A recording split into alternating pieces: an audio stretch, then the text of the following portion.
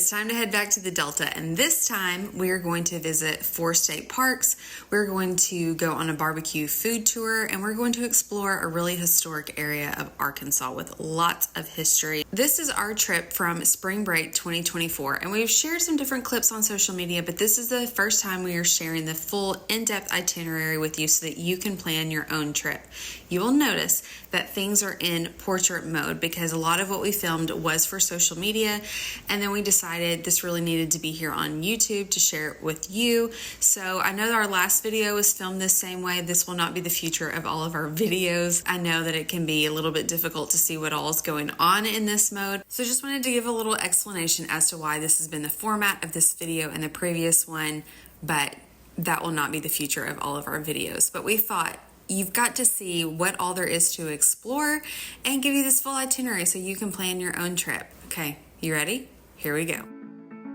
Our trip began in central Arkansas, and so our drive first took us through the town of Des Arc, which is where Lower White River State Park is located. The White River runs from the top corner of Arkansas down to the bottom corner, and it really changes as it goes further south. And so this museum is going to educate you and inform you on what life was like on the lower part of the river. My dad's family is from this part. My great-grandparents lived on the White River. My grandmother was born on a houseboat on the river.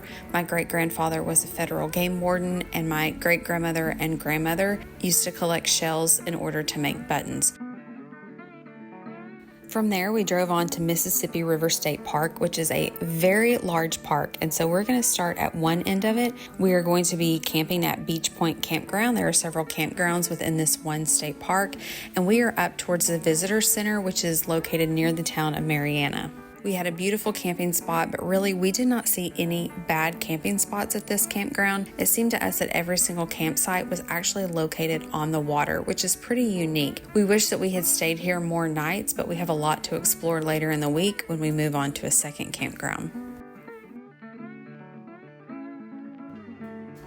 The next morning we got up and drove to Louisiana Purchase State Park. There is so much history here that people do not understand about the state of Arkansas and the fact that we were part of the Louisiana Purchase, that we were inhabited by, of course, Native Americans, but also by the Spanish and the French.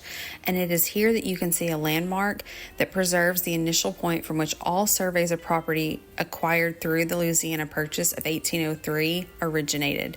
There is a boardwalk that will take you through this swamp that leads to a granite monument marking that survey's starting point. On Tuesday morning, we got up and we left our camp at 8 in the morning to drive to the nearby town of Marianna to get barbecue. I know that sounds crazy at 8 in the morning, but this place is only open a couple of days a week, and we are told that they sell out before 10 o'clock. We wanted to be sure that we got it since we were all the way out on this side of the state. Jones Barbecue is said to be the oldest Black-owned restaurant in the South and possibly the oldest in the United States. We have a video linked in the description that tells you about the history of the restaurant.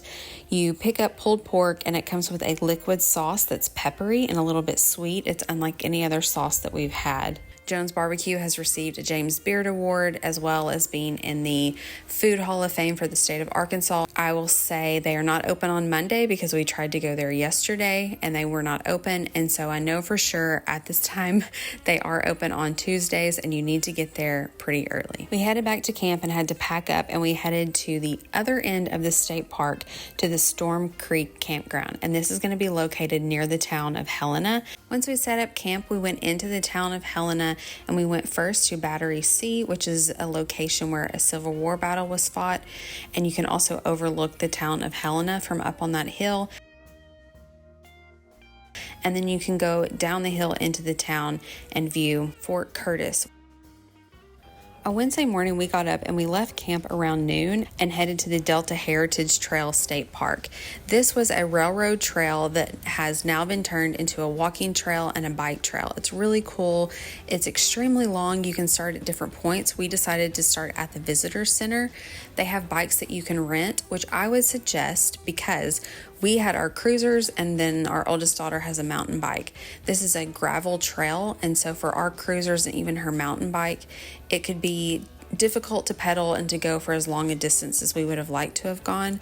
At the visitor center, they have bikes you can rent that have those wide tires on them that are more ideal for these conditions. On Thursday morning, we had breakfast and then we headed into the town of Helena to go to Ridge City Roasters. This is a locally owned coffee shop. We were able to meet this family, and it's really fun on these trips to meet people, and strangers become friends and people that you stay in touch with, and that is the circumstances with this. These are people that we still keep in touch with. We love to see their journey as a coffee shop, and they encourage us on our traveling journeys, and so you definitely have to go in and get a cup of coffee. It was in time to head to the Delta Cultural Center in downtown Helena because we had to see King Biscuit Time radio show, which is the longest running radio show in America, and it is the longest running blues radio show in the world. Our oldest daughter got to be on the show for a little bit. You actually can watch this on their Facebook Live. No matter where you are in the world, you can listen. So many artists got their start on this show, and we have a video about this that I will also link in the description box, as well as lots of videos on some of the artists that got their start here. In addition to the Delta Cultural Center having this radio show, they also are a museum where you can view art, learn about the history of the area, and here on this corner you can learn so much, but also if you head around the corner to the train station, that's a second location with additional museum exhibits. We went and grabbed lunch at Delta Que Brew, and actually we would go back later in the week to get another meal here because it was so good. The owners were so friendly. Their chopped brisket's really good. You can get sliced brisket, pulled pork, or you can get a burger with brisket on it. Definitely something you should try. Every year, Helena hosts the King Biscuit Blues Festival, and so we were not there while this festival was happening, but you can visit the festival offices and see some memorabilia, learn about the festival, and learn about the blues history that is so rich in this area.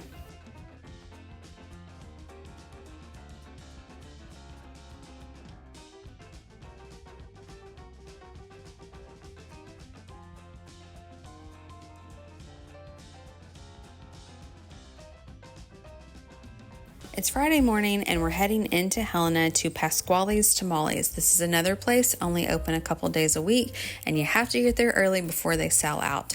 These tamales are unlike anything else we've ever had. They are absolutely delicious. They are Sicilian American inspired tamales, and we have a video on this. Again, there's so much history, and so we have made all these separate videos so we can really go in depth. We will also link that in the description. You've got to go and visit with him and pick up some of his tamales. We headed into downtown Helena to go to Biscuit Row BBQ for lunch. Great barbecue. Every barbecue restaurant has their own little take and their own special things and special sauces. Here, I would say the thing that really stood out to me was the smoked chicken. So go by and say hi to Mr. Clancy. Frank Clancy is the owner. We met with him the day before and saw him smoking the meats and got to see the process behind it. And this is a really fun place to stop and to eat with locals. After lunch, we headed to the Helena Museum to take a walk around there to learn, again, more about the music history, the war history. So much rich history to learn here. And admission to the Helena Museum is free.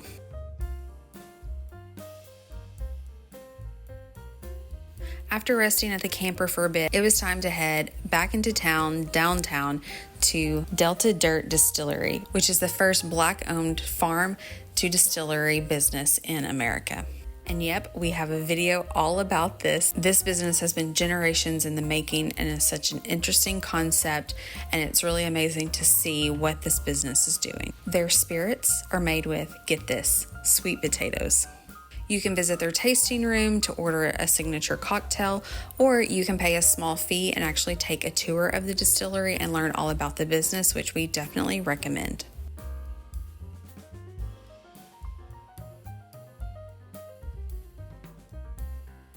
We went into Helena one last time around noon. We let our girls play at Freeman Park. We had lunch again over at Delta Que, and then we walked the levee walk where you can look down onto the Mississippi River.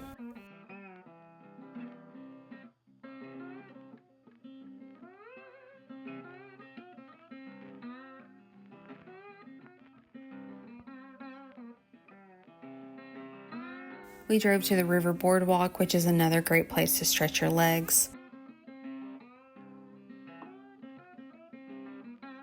And we skipped the Harbor View Trail just because of weather, but is definitely another trail that you might want to check out. Court Square Park is located downtown, and you'll see a monument dedicated to the Elaine Massacre, and you'll see plaques about the Civil War and about all of the music history that is really rich in this area. They have also added a splash pad, which they were building at the time of our visit.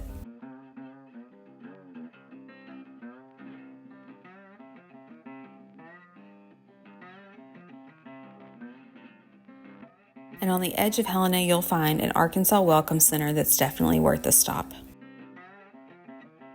That concludes our time in Helena. We packed up our camper and left, but as we left the Delta, we also stopped in the town of Marvel to see the Levon Helm House, and we have a full video about Levon Helm. And we drove through Cotton Plant, which was the home of Rosetta Tharpe. We'll have more information coming about her soon.